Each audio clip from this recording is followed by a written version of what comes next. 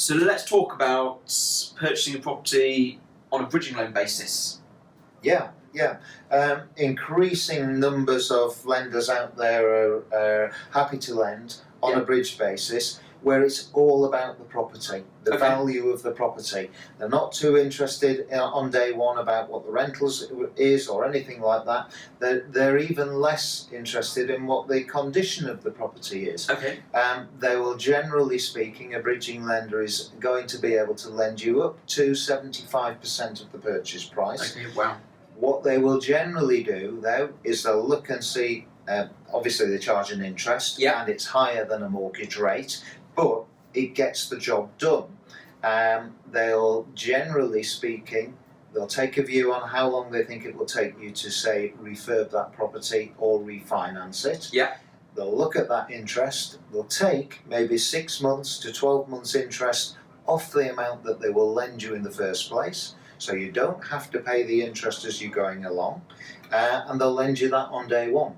That then allows you to refurb it and then possibly refinance it onto a longer term buy-to-let at a much cheaper rate.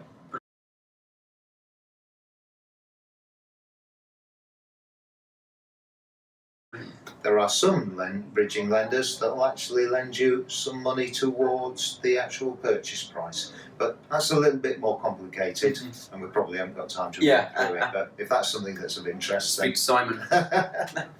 What situation would you use a bridging loan opposed to getting a mortgage? Often a scenario whereby the property isn't mortgageable, so it's been left in a bit of a state. Non-mortgageable generally means it hasn't got a kitchen, or it hasn't got a bathroom, or there's some structural issue. And you'll need to sort all of those things out before you can remortgage it, or flip it, sell it. That might be an option as well. Because it's a slightly more expensive way of raising funds, an alternative is perhaps raising a mortgage against another property that you've got. I was going to say, what security would you need, really, against one? Often a bridging loan is a standalone loan, so they'll just lend 70 to 75% of what they think that property's worth and don't take any other security. But if there is some other security available, it might mean, for instance, that they will lend you the extra bit to do the refurbishment, or it might just mean that they'll reduce the interest that they will charge you because there's less risk, they've got more security. Brilliant. Challenge with that is, obviously, there's a little bit more cost involved because you're giving them a charge over 2 properties instead of 1.